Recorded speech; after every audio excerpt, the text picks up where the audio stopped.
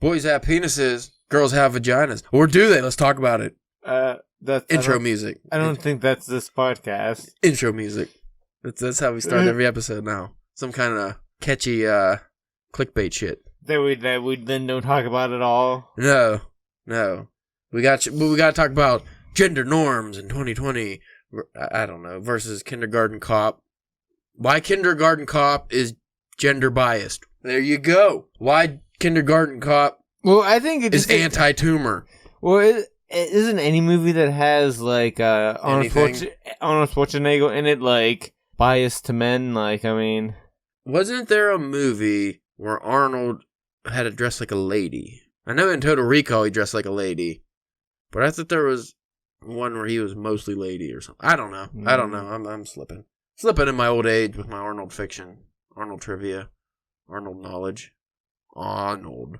So, you like writing? You wouldn't think. I've been getting a lot of writing done. I've been writing every day. Yeah. Not a lot of words.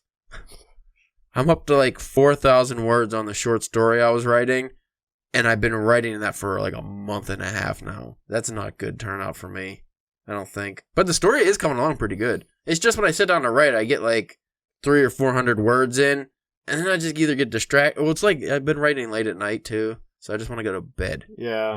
I need to quit my day job. How do you quit your day job and still make lots of money? Drugs. See, I was thinking we go back to the initial, within the first 10 or 20 episodes, we decided we were going to become mumble rappers. Yeah, oh yeah, yeah. So maybe we should, now we've got all this fine equipment in the studio, maybe we should invest in some mumble rap. All we need is like an attitude thing. I think you can do that on your phone now, actually. Probably. There's also prostitution. I call dibs on pimp. You can be the prostitute. See, here's the problem with that. With the coronavirus in town, I don't think that's, I don't think you're going to get a lot of business. Especially if you're just starting out. Not a good time to start out.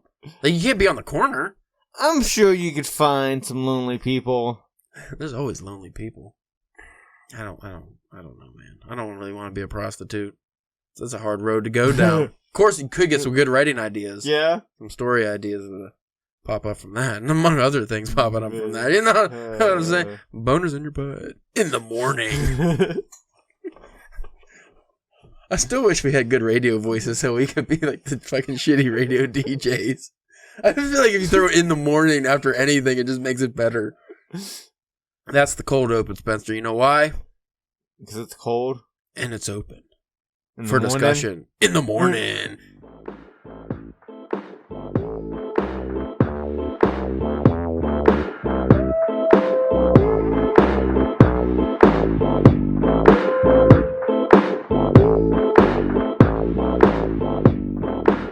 Hello, listeners. This is the Drunken Writing Podcast. I'm your host with the most, Caleb James. I'm going to talk in very short, punchy sentences for the whole episode. You can do the clicking. That would get super annoying. That actually started off annoying. I was annoying myself. With me today, he has a good name I picked off the map. Spencer, the Tanzanian Taint Tickler Church. It's a good one. By the way, there's a Irish mythological beast that runs up and tickles your taint in the woods. There's not, but there might be. I don't know. I make things up sometimes. That's why I'm a writer. Speaking of writers, we're not going to actually be talking about writing per se. We're talking about the best on-screen writers. Yes, that's right. 20 great movies about writers, brought to you by Paste Magazine. You ever read Paste Magazine? No. Maybe you should. Now, some magazines I've read in the past got kind of pasty, like the pages stuck together, but not. Yeah. Not in the digital age. Those are kind of the ones that you find in the woods. The magazines? Yeah. I don't know. I don't spend a lot of time in random woods. Just had a delightful thought. I gotta have picnics in my backyard now that I have those nice trees. Picnics. The things that you do without dirty magazines by your side. You can have dirty magazines. I'm not hating. Something has to be in that picnic little basket, right? Hey, boo-boo. Number 1. Adaptation, 2002. I didn't know this was a Spike Jonze movie. Also, never watched this movie, I don't think. Did you? I've seen this. It's been a while, but yeah, I didn't know it was a Spike Jonze movie. This is the Nicolas Cage movie you're talking about, right? Yeah. Spike Jonze's meta movie is based on Susan Orlean's book, The Orchid Thief. The script is written by Charlie Kaufman and stars Nicolas Cage as Charlie Kaufman. That's very meta.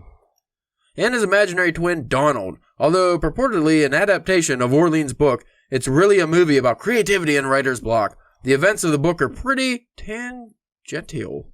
It's a bizarre film combining elements of absurdist and dark comedy with the kind of passionate, high romantic treatise on obsession and a multi-layered meditation on writing about writing about writing.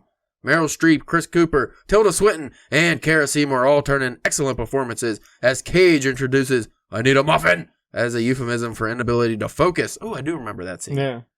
The film might come closest of any film about the craft of writing to depicting how strange and consuming and quixotic an endeavor it really is. I might have to rewatch a couple of these movies because anytime that I've ever watched probably anything that's going to be on this list. You weren't writing. Well, yeah, I had no inkling or, thought or idea of ever, That Nicolas Cage movie, I have seen parts of that, but I don't think I've ever seen the whole thing. Isn't there like a scene in there where he's at a typewriter or something and he's like freaking out? I think so, yeah.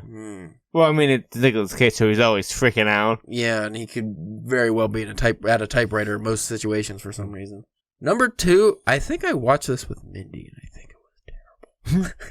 I think it was like one of those YA type of movies. You know what I'm talking about?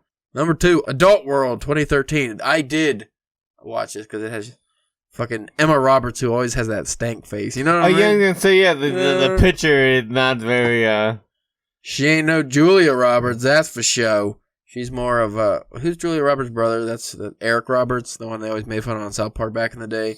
That's that's his kid, Emma Roberts. So you want to be a protege, huh? Good luck with that. Scott Coffey's modestly scaled film about an aspiring young poet, that's why I didn't like it, Emma Roberts, who ends up working in a porn shop, is peppered with rife, stinging little comments about aging and ebbing relevance that hit especially hard for people who grew up alongside John Cusack. Cusack plays Rat Billings, the asshat washed-up writer she's stalking for mentoring, as is terribly often the case. Being repeatedly rejected by this guy gives her a certain school of hard knocks education that a welcoming mentor never would. Actually, that movie wasn't that bad. It just seemed a little pretentious. I was just gonna say pretentious. It seems like. Yeah, I just get it. A little full of itself. It's one of those ones I think Mindy fell asleep immediately, and I watched the whole movie, and I was like, great. Not a better person for watching this movie. Number 3, An Angel at My Table, 1990. That girl's got a head of hair on her. Right. If that's a girl. Looks like Ralph Malph when he was a baby. No one does writer movies quite like Jane Campion.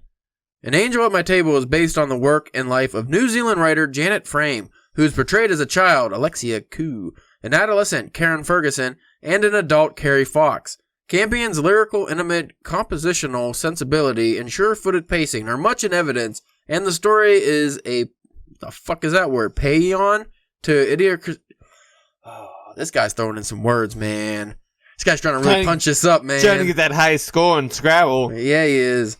And the story is a paean to idiosyncrasy and the sheer beauty of human creativity. There's a distinctly writerly attention to detail, and even at 2.5 hours long, it totally sustains your attention. A beautiful film. That one doesn't sound interesting. This is not a gentleman, by the way. I'm a piece of shit for fucking mislabeling this person. Misgendering. It's Amy Glynn. Glenn. Glynn, another Glenn with Y. We just had that in the comic book episode, didn't we? Probably.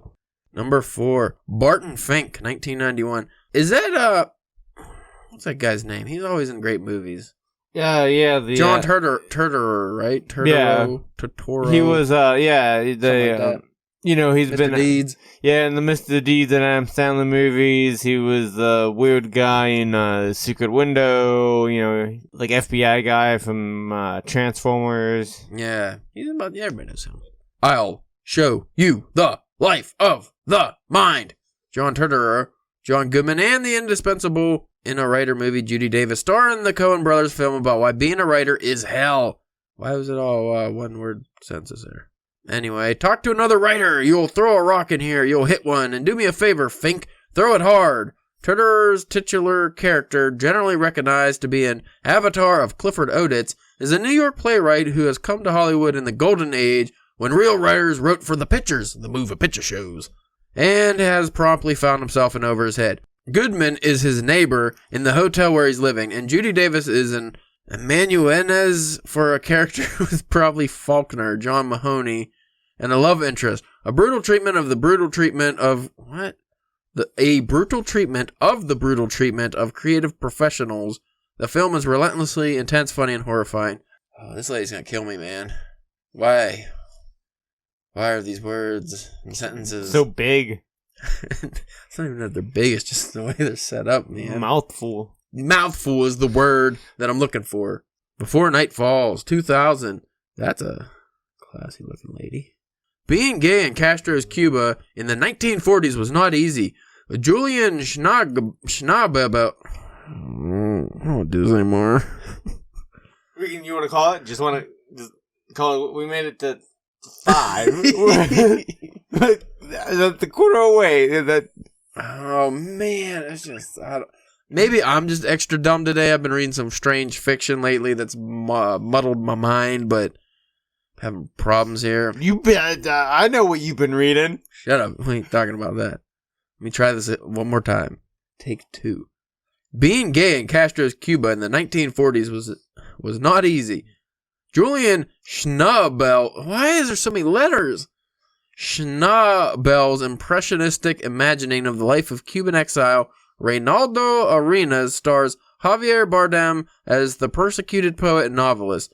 Schnabel's painterly film style and sense of visual imagery are worth attention for sure, with the engine of the movie is Bardem's forceful, cliche-resisting performance. Number 6, Before Sunset, 2004. I haven't heard a lot of these. Is that Ethan Hawke? Yeah, it looks like Ethan. It's either Ethan Hawke or Kevin Bacon. It's one of the two. It's Ethan Hawke, and they better have Dead Poet Society on here. That's all I'm saying. Fucks. If they don't, I'm throwing this article in the trash, which means I'm throwing my phone in the trash. Which means I'm throwing the whole podcast in the trash. On the ground. Throw it on the ground. It's not every day that a sequel earns its right to exist both in the context of and independent from its predecessor. But this human-scale little drama pulls it off. Richard Linklater's meditation on romance and inspiration follows Ethan Hawke's novelist Jesse on a European book tour. I wish I was on a fucking European book tour. That'd be great. Well, maybe not now. Maybe not at the moment. Where he's reading from the book inspired by his run-in with Celine, Julie Delpy, almost a decade ago, and spending one out-of-time day with her to try and figure out what might have been. Linklater makes intelligent use of languorous long takes to underscore how little time the characters have to find some kind of closure, how little time any of us have, really. I'm not doing it. Just fucking look up the movie yourself. Go on the show notes and read this article for yourself. I'm summarizing a lot of these now. Spencer, I want you to be the cutoff man. When it just starts sounding stupid, I just want you to go, cut! Done! What is it? Wrap it up? You could be the wrap it up guy. Too bad I don't have like the music they play like at the Oscars. I could just reading these paragraphs makes me feel like I'm rambling. Number 7, Bright Star, 2009. I don't like that guy's haircut. No, what? Yeah. Is it the haircut? Nowhere? Yeah. Is it the hair or the huge mutton chops that got you? I can't zoom in, so I don't know if that's a deformed ear sticking out, but I don't like any of it. Oh, poor John Keats. The annoyingly talented romantic poet managed to produce a stunning and quite substantial body of work before his death at the ripe age of 24. Tuberculosis ran in the family, and mercury poisoning probably hastened the inevitable. Oh, man. My phone couldn't handle the article. It just says "aw snap" and it just shut off. It just did that to me. I backed out and it went back to the page. Is that as far as we get to go in this article? Oh man, we almost made it half. Oh, not even half. You know what? I'm just gonna, before that happens again, I'm just gonna read these. Bright Star is number 7. Number 8, Henry and June, 1990. Number 9, Impromptu, 1991. Number 10, Midnight in Paris is a movie I like. That's about Owen Wilson's character. It's a Woody Allen movie. I didn't realize it was that old. 2011? Yeah. Yeah. Did you ever see that? It's about no. Owen Wilson, who's marrying some chick that doesn't like him or something. Is that the one with Andrew Dice Clay in it too, or is that? I don't think so. It's got dude plays Loki, Tom Hiddleston. But it's about Owen Wilson's character. He goes back in time, and I'm gonna give you my summary, and then I'm gonna read from this just so we can see how convoluted they can make this. Probably make it like perfectly and succinct. But Owen Wilson's character, he's in Paris, and he goes back in time on this like cobblestone street. He gets picked up by a carriage or something, takes him back in time, and then he meets with, because he's an author. He wrote a novel, but he doesn't know, because he's like a not a famous, maybe like a famous screenwriter. Like he makes movies, scripts. Like probably like known in the business, but probably not the like fans. Yeah, but he wants to be an actual novelist. Well, he ends up going back in time, and at first he doesn't know what's happening, but he meets the Lost Generation there. So he meets Gertrude Stein, Ernest Hemingway, F. Scott Fitzgerald and his wife. What's it do with the crazy mustache? Salvador Dali's there. Like he meets all kinds of fucking famous old, dead people. And then they give him writing advice. And it's an entertaining film, but it's also a love film. Mm. Yep, it's Woody Allen, and yeah, I know. But this film... I read that way too excitedly. Yeah. She's putting Woody Allen down because he's a creeper. I did the opposite. I gave that too much punch. I made it sound like she loves Woody Allen. Let me read that better. Yep, it's Woody Allen, and yeah, I know. That's how it's supposed to be read. Yep. But this film has a whimsical, stylish thing going on that cannot be denied in good conscience. Owen Wilson is Gil Pender, a hopeful novelist in love with Paris the way Allen has always been in love with New York, and he finds himself tumbling into a golden age fantasia of the city and hobnobbing with Hemingway and Gertrude Stein. It's a sentimental movie and oddly intoxicating, and an escapist movie about escapism. I kind of want to do that with all fiction now and stuff, like read stories out loud, but emphasize things improperly. So if somebody's like trying to think of what, I keep hitting this fucking thing. I'm trying to think of a good example. Like maybe like a scene from To Kill a Mockingbird or something like real depressing and sad, but I just like punch it up and make it sound happy. Yeah. Number 11's Misery, 1990. Yeah, that was a good movie. Number 12, Mrs. Parker and the Vicious Circle, 94. 13, My Brilliant Career, 1979. I actually thought that said My Butthole Career. I was about to be much more interested. Do you notice most of these images are of a guy and a lady embracing? In old-timey clothes? Yeah. Because that's the only time people wrote. Apparently. 14, Naked Lunch, 92. This is one I always heard about but never watched. And I only heard about it because they always talked about it on Seinfeld. I'm going to read about Naked Lunch. Yeah, I don't know about... Sometimes I have anxiety dreams set in a place that looks like a labyrinth. Why is labyrinth spelled like that? Labyrinthine? It's a labyrinthine. Is that like a labyrinth but extra fancy? Yeah.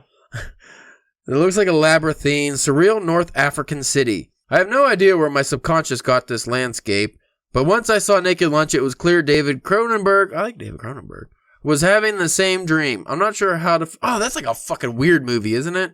I mean, Naked Lunch, I would assume. I thought it was like weird. Like I remember seeing. I might actually saw this when I was like a little kid, and that's why it sticks out with me. It was like really fucking strange with David Cronenberg. So this great train wreck writer William Lee, a stand-in for Burroughs, played by Peter Weller, is the subject of this wonderfully depressing and creepy film, and his wife is played by Judy Davis. She loves her some Judy Davis apparently.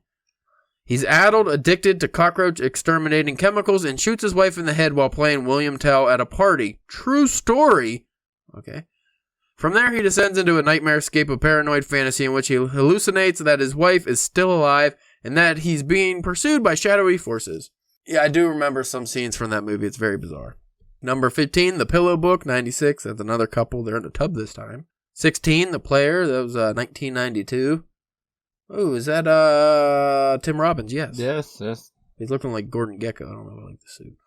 17, Quills from 2000. I love this movie. About the Marquis de Sade. It was Jeffrey Rush. No, I don't think I've ever seen it. He can't stop writing. It's like set back in fucking Victorian times. And he just can't stop writing about sex. And turning everybody all horned up. He's getting everybody all horny. Getting them real horny. And when they're all horny, they... getting hot in here. Getting hot in here in those big old dresses with the poofs.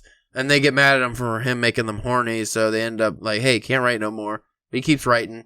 And then they're like, hey, really, dude, you can't be writing this smut. And then they end up, long story short, he's locked up in like a cage. has no way to write, so what does he write with? On the wall, using his own feces and or blood. He really loved smut. So he was writing sexy things in shit. Yeah. He's a pornographer before pornography was visual. But he's also like a sadism, so it was like bondage and beating and like really improper stuff. Not just like, Victorian prudish stuff that people look down on. It was even worse. Butt fisting, Spencer. That's what you're thinking of. Number 18, Shakespeare in Love, 1998. Fuck Shakespeare in Love. Fuck it in the ass. And you too, Gwyneth Paltrow, you shithead. I'm sorry, that movie beat Saving Private Ryan. You know that, right? At the Oscars? How? That is ridiculous. How does that movie fucking beat Saving Private Ryan? Oh, that makes me sick. I think it would beat Pulp Fiction as well. Wasn't that 98? Let me look it up. Maybe I'm thinking of something. Maybe Pulp Fiction was 94. Yeah, I think Pulp Fiction was a little bit earlier. Shawshank Redemption, maybe? 1998 Oscars. Here we go. Sorry, some things need to be examined. Oh, wait a minute. Titanic came out in 98. Maybe I'm, Is it Shakespeare in Love, or am I thinking of... I think it's shitty Shakespeare in Love. Oh, what was the Leonardo DiCaprio one? Titanic? No, but he did like a Shakespeare movie too, right? Yeah. 99. I was a year off. Shakespeare in Love won in 99. It beat... No, it's not going to tell me, is it? Oh, come on, you fucking... the internet is a wonderful tool when it wants to be. Usually it's just butt stuff and hot dog fiction. It's a new genre of creative. Hot dog fiction? It's work its way subtly into conversations now. Yeah, it's going to be about like that airplane book, but about hot dogs. See erotic fiction episode 290, whatever. I don't know the number. 1999 Best Picture nominees. I just want you to know what got beat out. Shakespeare in Love beat Life is Beautiful, Elizabeth, Saving Private Ryan, and The Thin Red Line. So it beat Saving Private. How do you beat Saving Private Ryan? That was a good, fucking amazing movie. I hate the internet because that's around the time. No, I don't know what to talk about. We're almost done, Caleb. Almost done. I lost the article. I actually closed it out. So you must be done. You have to read the I closed it out. Just read the titles of the next. 18 Sunset Boulevard. That's a good movie. Yeah, and then 20 is Wonder Boy. Wonder Boys. What's Wonder Boys? What year is that? 2000. I think it's that weird. It has I think that weird movie that had like Tobey Maguire, Robert Downey Jr., and where they had like a weird like relationship together. Yeah, I didn't want to see Tobey Maguire relation with anybody. Yeah, Douglas is like one like the old see like look at the you know that movie. Michael Douglas. Yes. How much would you pay to see Michael Douglas have a sex scene now? Now in a movie. I do at least to pick like with who or you get to pick. But here's your three options. Think about it long and deep. Really burn it into your subconscious. Mark Ruffalo, Shia LaBeouf, and Kathy Bates.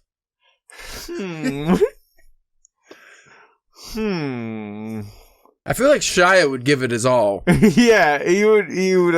I feel like Mark Ruffalo would. Well, be you wouldn't there, want to get him angry. I wouldn't want to see his face. I don't like his face. He always makes that weird. Even before he's Hulk, he makes that face.